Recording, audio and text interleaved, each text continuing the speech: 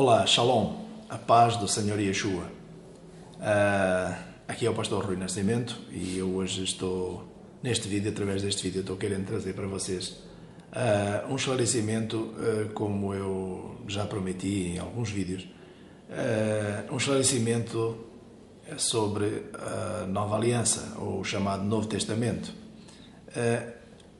O que eu pretendo com isso não é negar de forma nenhuma a vinda do Messias, que Yeshua ou Jesus para muitos verdadeiramente veio sobre a terra, andou sobre a terra de Israel, fez milagres, morreu e ao terceiro dia ressuscitou. Não tenho dúvida nenhuma sobre esse assunto. O que eu quero trazer é um esclarecimento em relação a autoridades do assim chamado Novo Testamento.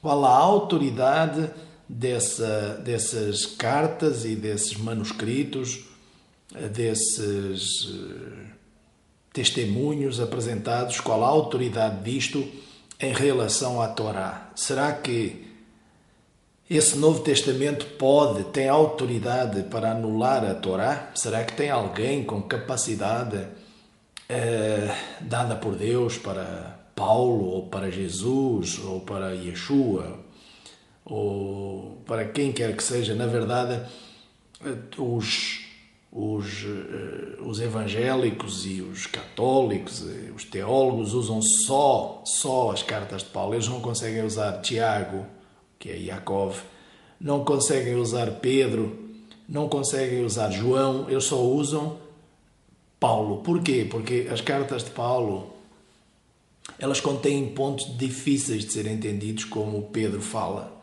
e os indoutos as distorcem, como eles fazem com o restante da Escritura, para a sua própria perdição. Então, eu quero trazer algumas passagens neste vídeo sobre as contradições que existem dentro do Novo Testamento. E, portanto, quero provar com isso, se bem que não tenho verdadeiramente a intenção, não é provar nada, mas é esclarecer. Cada um, depois de ouvir isso, vai fazer as suas consultas e vai chegar às suas conclusões. Mas eu creio que consigo provar que este chamado Novo Testamento não faz parte das Escrituras e não tem autoridade nenhuma para anular o que quer que seja, porque este Novo Testamento não foi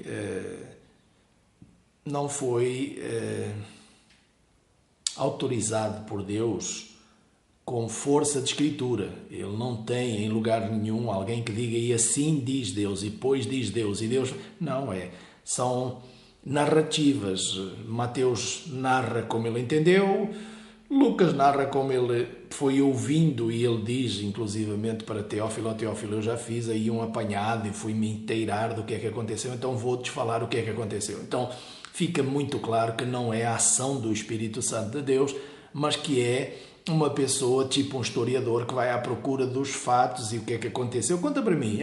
Foi assim. Então o cara vai escrevendo e tal. Fulano falou que era assim. Conta para mim. O cara falou que era um pouco diferente. Então ele faz lá um acerto e escreve aquilo que ele entendeu que aconteceu. Foi assim que foi escrito o Evangelho de Lucas. Mateus escreveu do jeito dele, em muitos momentos ele não estava presente, nem todas as coisas que ele escreveu. João foi escrevendo, no meu entendimento, até aquele que, se tivéssemos que considerar algo espiritual, o Evangelho de João realmente é completamente diferente dos outros, porque as palavras usadas, a forma de apresentar usada é completamente diferente. Me induz a dizer que o Evangelho de João foi respaldado pelo Espírito Santo de Deus, eu creio. Não quer dizer que os outros não tenham sido respaldados também por ele. Mas porquê? Porque eram homens de Deus que queriam trazer as narrativas e contar o que é que aconteceu. Mas daí a essas narrativas e essas cartas que Paulo escreveu para as diferentes congregações terem uma autoridade de anular a lei de Deus, há uma distância abismal entre uma e outra. É óbvio, é claro, é evidente que jamais Paulo teria condição alguma de anular o que quer que seja que Deus tenha falado. Então a Torá está viva, ela vai ser levada até ao fim, porque na verdade a Torá é eterna, segundo diz o Senhor Deus. E já vimos nos outros vídeos que Jesus não é Deus e, portanto, Jesus também não tem condição nenhuma de anular nada daquilo que o Pai falou, até porque ele disse em Mateus 5,17 que ele não veio para anular nada, ele veio para cumprir. E, portanto, ele é a fiel testemunha. Porquê? Porque ele cumpriu. E como ele foi o único que cumpriu, foi o único que ressuscitou dos mortos. Daí ele ser o Pai da eternidade, como também já foi explicado em outras alturas. Então, vamos ver aqui algumas contradições que não podem ter sido fruto do Espírito Santo de Deus, porque o Espírito Santo de Deus nunca se engana. Nunca se engana.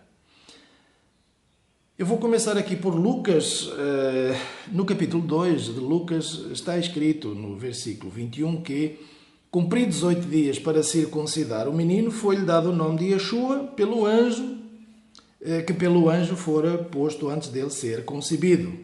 E quando se completaram os dias da purificação, segundo a lei de Moshe, levaram-no a Jerusalém para o apresentar ao Senhor. Então, Yeshua foi circuncidado. A mãe dele ficou em resguardo, em repouso, como nós fazemos, como as mulheres na nossa congregação fazem. Durante os primeiros 40 dias depois do parto, elas não vão na congregação, elas não saem de casa, elas ficam de resguardo, como manda a Torá. Lá em Levítico, no capítulo 12. E se for menina, fica de resguardo 80 dias.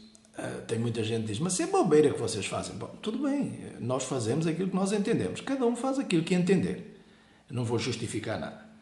E acontece que ele foi apresentado no templo, aí veio Simeão e Ana. Simeão pegou nesse menino, profetizou, mostrou que ele era verdadeiramente o Messias de Israel.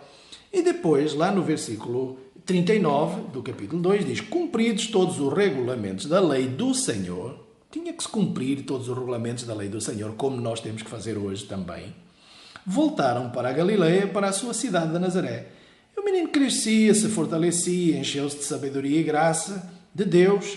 A graça de Deus estava sobre ele. Ora, todos os anos iam seus pais a Jerusalém à festa de Pessa, à festa da Páscoa. É interessante ver isto aqui. Porquê? Porque Mateus está dizendo, Lucas está dizendo que todos os anos eles voltaram para Nazaré e depois de apresentar o menino a Deus no templo, ao fim de 40 dias de separação da mãe, né, de resguardo, foram lá, voltaram para Nazaré e todos os anos vinham em Jerusalém, na Pessah, ou na Páscoa, como é conhecida. Bom, isso não está em conformidade com Mateus 2,13. Mateus 2,13. Tem algo que não é bíblico, tem algo que não existe, não é bíblico assim, vamos esclarecer.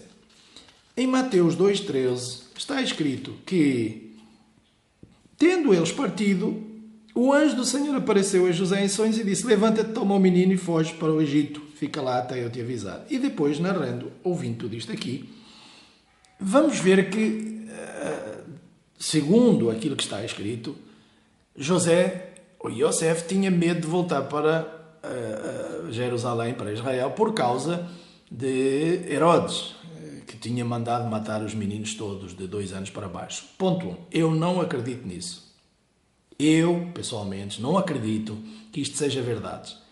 Que Herodes, porque sentiu-se enganado, deve ter nascido um rei qualquer num lugar qualquer, então vou matar todos. Eu não acredito nisso. Eu acho que isto aqui é mentira. Isto é o meu achismo, tá? Eu acho, a minha opinião. Não bate com o meu espírito que Herodes tenha feito isso.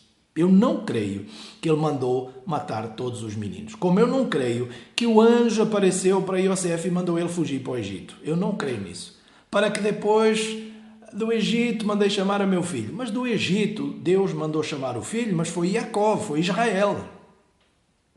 Em Êxodo 4:22 está escrito que o Senhor disse para Faraó, deixa ir o meu filho, Israel, o meu primogênito. Deixa ele ir. Então do Egito Deus chamou o seu filho, Israel, não Jesus. Não creio nisso. Não creio. Por quê?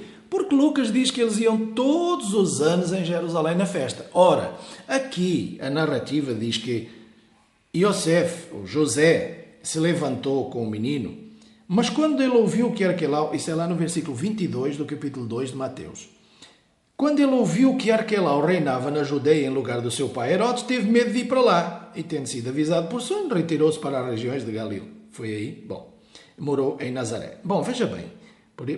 Outra coisa. E foi e habitou numa cidade chamada Nazaré, versículo 23, para que se cumprisse o que fora dito pelo profeta. Ele será chamado Nazareno. Isso não está escrito em profeta nenhum. Por isso eu creio que isso é mentira. Isto não é verdade. Isso não é verdade. Não é. Para mim não é verdade. Porque não bate com Lucas. Lucas diz, eles iam todos os anos em Jerusalém. Ora, se José estava com medo por causa de Herodes e por causa de Arquelau, depois, e não foi para lá, porque como é que ele ia nas festas da Páscoa? Todos os anos, como diz Lucas. Tem aqui, não bates. Não bates, isto aqui não bates. Isto está errado. Por outro lado, o profeta não tem profeta nenhum. Aí dizem que é um jogo de palavras, de Naziri, de Nazireu, de não sei o quê. Isso não existe. Não houve momento nenhum onde o anjo tenha falado para Miriam que ele iria ser Nazireu, que ele ia ser... Nada disso. Isso não existe. Então, isto aqui, não creio. Eu não creio nisto. É um contrassenso. Não bates. Não bates. Há oposição. Há oposição. A outra que eu já mostrei também em outro vídeo é essa questão do juízo, do julgamento, quando o Senhor Yeshua aparece, está sendo julgado por Pilatos. E lá em Marcos, no capítulo 15, versículo 25, diz que à hora terceira ele já tinha sido crucificado. Crucificaram-no à hora terceira. Ora, a hora terceira são 9 horas da manhã, às 9 da manhã. Aí nós vamos lá em João, no capítulo 19, no versículo 14, e diz que à hora sexta ele ainda estava sendo julgado por Pilatos, e Pilatos o trouxe fora e disse, eis aqui o vosso rei. Então, à hora sexta disse Pilatos aos judeus, eis aqui o vosso rei. Então, também não bate, não pode ser o Espírito Santo de Deus, gente, o Espírito Santo de Deus não se engana de uma forma tão evidentes quando está aqui. O Espírito Santo de Deus não se engana nunca. Então em Marcos está que às 9 horas ele já estava pendurado no madeiro. Em João está que ao meio-dia ele ainda estava diante de Pilatos sendo julgado. Então qual é que é a verdade? É Marcos ou João? Onde é que o Espírito Santo de Deus se enganou? Foi os tradutores. Não quero nem saber, não me interessa. Você vai nos originais, tem a mesma coisa que está aqui. Então não tem nada a ver com tradutores. Tem a ver com... Isto aqui são imprecisões, são narrativas. Um narrou do seu jeito, outro narrou do seu jeito e não foi inspirados pelo Espírito Santo de Deus. Não foi. Vamos mais adiante, vamos em Atos. E nós vamos ver em Atos outro erro, em Atos 9. Em Atos 9, no versículo 7, a conversão de Saulo, ou de Saul, ou de Shaul. Agora levanta-te, entra na cidade, lá te será dito aquilo que convém fazer. Os homens que iam com ele pararam espantados, ouvindo a voz, mas não viram ninguém. Então, estamos vendo aqui que os homens que iam com... Isto é Lucas narrando, a narrativa de Lucas. Tá? Lucas está dizendo porque Lucas está narrando para Teófilo. Essa carta de Atos, ela começa, essa narrativa de Atos, Lucas diz, olha, ó Teófilo, eu fiz um tratado acerca de tudo o que Yeshua começou a fazer e a ensinar até o dia de hoje e tal. Então eu fui me inteirar do que é que aconteceu. E então ele aqui diz, olha, os homens que iam com Saulo pararam espantados, ouviram uma voz, mas não viram ninguém. Nós vamos no capítulo 22 de Atos, no versículo 9, e nós vamos ter aquilo que é oposto ao que foi falado lá atrás. Paulo, ou Saulo, contando diretamente o que é que aconteceu com ele, e ele diz, olha, os que estavam comigo viram na verdade a luz e se atemorizaram muito, mas não ouviram a voz daquele que falou comigo. Ora, isto contrapõe exatamente aquilo que Lucas está falando lá atrás. Lucas diz que eles ouviram a voz, mas não viram ninguém. Saulo diz que eles viram a luz, mas não ouviram a voz. Então quem está certo e quem está errado? Aonde o Espírito Santo de Deus está falando? Com Saulo ou com Lucas? Ou com nenhum? Eu não estou com isto dizendo que isso não aconteceu. Não estou com isso querendo dizer que Paulo não caiu no chão, que não foi visitado pela luz, por Yeshua. Eu não estou dizendo nada disso. Eu estou dizendo que isto que está escrito no Novo Testamento não me inspira confiança para que eu creia em tudo isso, de forma a que isso anule a Torá, de forma a que isso anule a lei de Deus. É impossível. É impossível isto anular a lei de Deus, porque tem muitas contradições. Agora eu vou passar para mais uma aqui, que é em Pedro, em Kefa, não é? Mas eu não vou usar esses nomes originais, porque senão a maioria das pessoas não vai entender o que é que eu estou falando. Eu vou usar esses nomes que todo mundo conhece, mas todo mundo já sabe que eu não uso esses nomes. Nós vemos uma forma, tem aqui uma expressão que é usada para tentar provar que aqueles que creem no Senhor Yeshua e que começam a guardar os mandamentos e que guardam os mandamentos, ou não, dentro das igrejas dizem, não, você é pecador mesmo. Todos dizem, gente, eu tenho comprado briga com muitos pastores e com muita gente que diz que não, eu sou pecador, eu sou um pecador, eu sou imperfeito, ninguém é perfeito, e até dizem que eu sou pecador também. Pronto, tá bom, cada um fala o que quiser. Cada um tem a sua consciência. Eu digo, eu não sou pecador mais. Aí vai ser um escândalo para todos vocês. Aí, porque é isso, o homem está falando que está escrito, que aquele que diz que não tem pecado é mentiroso. Eu não falei que eu não tenho pecado, eu falei que eu não sou mais pecador. Eu fui pecador. E Paulo fala isso, esclarece isso completamente em Romanos. Mas nós depois vamos fazer uma análise também de Romanos. Como é que eles justificam que você é pecador mesmo? Veja como eles querem justificar que você é pecador. Eles querem dizer que você é pecador para quê? Isso é Satanás entrando dentro da palavra de Deus, tentando roubar todos os que ele puder. Em 1 Pedro, no capítulo 4, versículo 18, está escrito, na minha Bíblia está escrito assim: e se é com dificuldade que o justo se salva, aonde comparecerá o ímpio e o pecador? Muito bem. Aonde vai comparecer o ímpio e o pecador? Onde é que eles vão comparecer? Se é com dificuldade que os justos se salvam, aonde é que vão comparecer os justos e os pecadores? Ora, se você é pecador, você não é justo. Bom, isso é o que está aqui. O que é que eles fazem nas novas versões? Tiraram o. Então eles colocam só assim.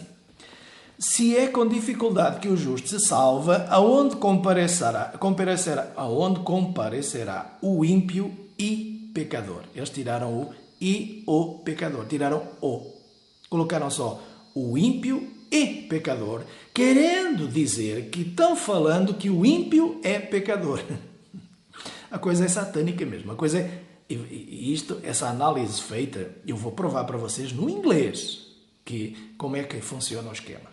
Então, o correto é aonde comparecerá o ímpio e o pecador. Portanto, você, nós não somos pecadores se nós cremos no Senhor Yeshua como nosso único Senhor e Salvador e nós guardamos os mandamentos de Deus, como está em Apocalipse, no capítulo 14, versículo 12. Esta é a perseverança dos santos, daqueles que guardam os mandamentos de Deus e a fé no Senhor Jesus. Muito bem. Então, olha como é que está. Agora eu quero pegar aqui numa Bíblia em inglês para encerrar esta explicação. Ir lá em João 4, em Pedro, ir lá em 1 Pedro, no capítulo 4, e ler para vocês. Depois, se vocês quiserem, se tiverem curiosidade e interesse também em pesquisar em Bíblias, em outras Bíblias, vocês também podem procurar isso do mesmo jeito que eu estou fazendo. Então, em 1 Pedro, no capítulo 4, está escrito: se ao justo é difícil ser salvo, o que será do ímpio e pecador? Isto em português, tá? Em inglês, se nós virmos aqui a última parte, está ungodly and the sinner. The ungodly and the sinner. Significa aonde comparecerá o ímpio e o pecador. And the sinner. Em inglês. The sinner é o pecador. Então, ungodly, que é ímpio, and, ou seja, e the sinner, o pecador. Mas eles traduziram eliminando o de, porque o de é o artigo definido o pecador. Então eles eliminaram o de na tradução. E eles fizeram isso por malandragem, fizeram de sacanagem e fizeram expressamente. Isto é preposital para tirarem aquilo que define que a pessoa é pecadora ou não é pecadora, que é o pecador. E como é que eu sei disso? Porque na mesma Bíblia, em inglês, eu vou lá em Provérbios, no capítulo 11, versículo 31, Provérbios, capítulo 11, versículo 31, está exatamente a mesma frase. E eles esqueceram-se disso. Esses perversos que querem manipular o que está escrito, esqueceram-se que em Provérbios 11, 31 tem exatamente a mesma frase. E olha a tradução em Provérbios 11, 31. Eu vou ler como está em inglês. O versículo 31 todo eu vou ler. If the righteous receive their due on earth, how much more the ungodly and the sinner?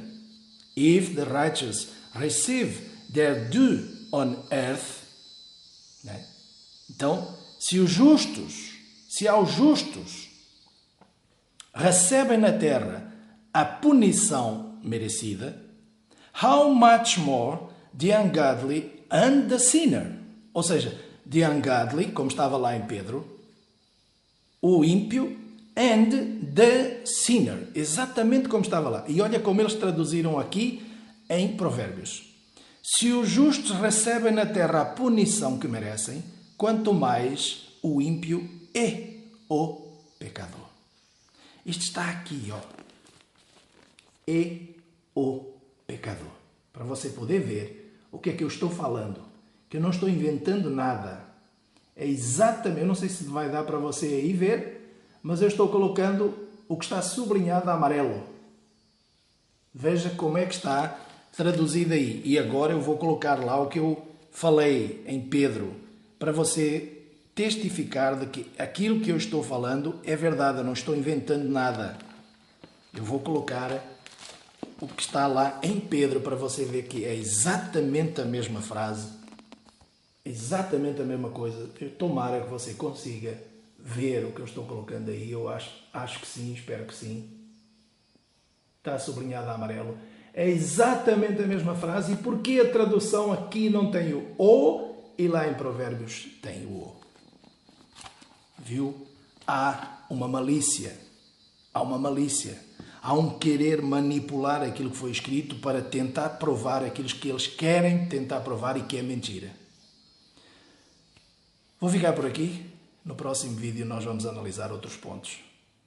Shalom.